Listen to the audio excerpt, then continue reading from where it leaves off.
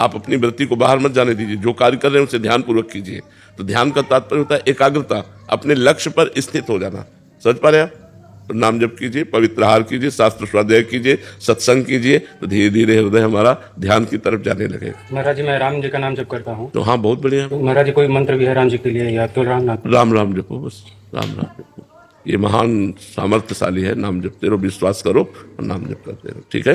गोस्वामी तुलसीदास जी कह रहे, भगवान शंकर को साक्षी करके कहता हूँ कि जो 2 अक्षर है राम माँ, ये मेरे माई बाप है, इसी से मुझे सब कुछ प्राप्त हो गया है।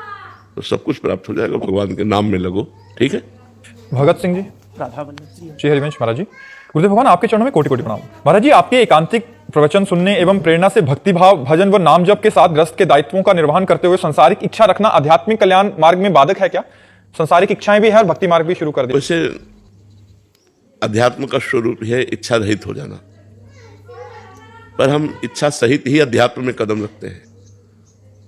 अध्यात्म ही हमें इच्छा रहित करता है। सब कोई जो चलता है तो इच्छा सहित ही चलता है, और अध्यात्म का जब रंग छाता है तो इच्छा रहित हो जाता है। तो हमारी जो लौकिक इच्छाएं हैं उनका भी आदर है अध्यात्म में। जैसे भगवान ने कहा, आर्थ, अर्थार्थी, जिज्ञासु और ज्ञानी 4 प्रकार के मेरे भक्त हैं। तो संकट निवृत्ति के लिए परम सामर्थ्यशाली सर्वांतर्यामी परमात्मा की शरण लेना, अर्थ प्राप्ति के लिए या परमात्मा को जानने के लिए, और परमात्मा प्राप्त हो गए उन्हें ज्ञानी महात्मा कहते हैं। तो 4 प्रकार के भक्त बताए। तो अर्थ आदि या आवश्यकताओं की पूर्ति परमात्मा से कराने के लिए इच्छा रखना, ये कोई विशेष बाधक नहीं है। बाधक है पर विशेष बाधक नहीं है। और बाधक इसलिए है कि मुझे मुक्त होना है संसार से, तो हर इच्छा का त्याग करना पड़ेगा। या भगवान की प्राप्ति करनी है तो हर इच्छा का त्याग करना पड़ेगा। पर अभी भगवान की प्राप्ति की इच्छा जागी नहीं, तो इसलिए जो हमारी वर्तमान की समस्याएं हैं हम वो भगवान से निवेदन कर सकते हैं। वो सर्व सामर्थ्यशाली हैं, हमारी इच्छाओं की भी पूर्ति कर देंगे और हमें परमार्थ का मार्ग भी दे देंगे, हमें भगवत प्राप्ति का भी मार्ग दे देंगे। समझ पा रहे हैं आप? अमरजीत जी प्रयागराज से, राधा वल्लभ श्री हरिवंश महाराज जी आपके चरणों में कोटि कोटि दंडवत प्रणाम। गुरुदेव भगवान मेरा प्रश्न है कि क्या मैं इसी जन्म में अपने माता पिता की सेवा करते हुए भगवत प्राप्ति कर सकता हूँ? कर सकते हो, इसीलिए मानव देह मिला है, साधन धाम मोक्ष कर द्वारा, ये तो मिला ही है। माता पिता में भगवत भाव करके उनकी सेवा करो और नाम जप करो तो निश्चित भगवत प्राप्ति हो जाएगी। पर भगवत प्राप्ति करना चाहो तब ना। और यद्यपि संसार को साधन बनाकर भगवान को साध्य बनाना चाहिए, और भगवान को साधन बनाकर संसार साध्य कर रहे हैं। अगर हम संसार मांग रहे हैं तो भगवान को साधन माना और संसार को साध्य माना, जबकि होना ऐसा चाहिए कि संसार की सब भोग सामग्री साधन बन जाए और भगवान हमारे साध्य बन जाए। तो लक्ष्य तो माता पिता की सेवा करके, समाज की सेवा करके, नाम जप करते हुए हम पूर्ण कर सकते हैं। पर लक्ष्य हमारे अंदर बने तब ना कि मुझे भगवत प्राप्ति करनी है। प्रबल इच्छा हो जाए अंदर से कि मुझे भगवत प्राप्ति करनी। जैसे भूखा आदमी केवल भोजन चाहता है, प्यासा आदमी केवल पानी चाहता है, ऐसे मैं भगवान को चाहूं, ऐसे मैं प्रभु से प्यार करूं, ऐसे मैं प्रभु के लिए तड़पने लगूं। इसके लिए खूब नाम जप करो, माता पिता, परिवार, समाज, जिसकी भी सेवा करो, सब में भगवान विराजमान है, ऐसी भावना करो। मयंक जी, राधे राधे महाराज जी। गुरुदेव भगवान संसार से आसक्ति कैसे हटाएं? भगवान में आसक्ति होने पर संसार की आसक्ति स्वयं नष्ट हो जाती है।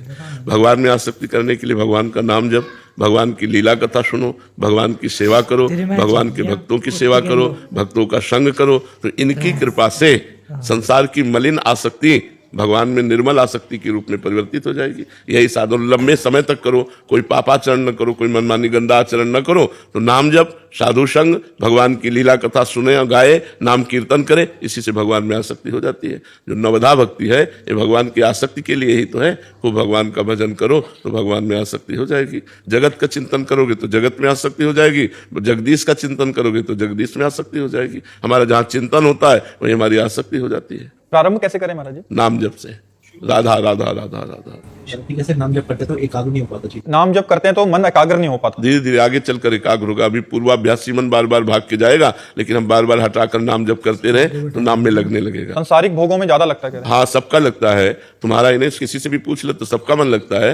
तो जैसे पानी की ढलान ऐसे होती है, जिधर ढलान होगी उधर जाएगा। ऐसे मन मना कष्टान इंद्रियाणि प्रकृति स्थान कर सती, ये माया की तरफ ज्यादा जाता है मन, परमात्मा की तरफ जबरदस्ती लगाना होता है, माया की तरफ स्वाभाविक जाता है। जैसे ढलान की तरफ पानी स्वाभाविक जाएगा, ऊपर चढ़ाने के लिए यंत्र की आवश्यकता है, ऐसे मन को भगवान में लगाने के लिए मंत्र की आवश्यकता है। नाम और मंत्र के सहारे हम इसे परमात्मा में लगा देते हैं। समझ पाए? गुरुदेव भजन में इतना विक्षेप क्यों डालती है गुरुदेव? हम भजन करना चाहते भजन में बहुत विक्षेप माया डालती है, हम करना चाहते हैं बट हाँ, हम ये स्वीकार करते हैं आपकी बात की माया विक्षेप डालती है, लेकिन इसी को जीत जाए तो परमात्मा की प्राप्ति हो जाए, तो उसको सहो।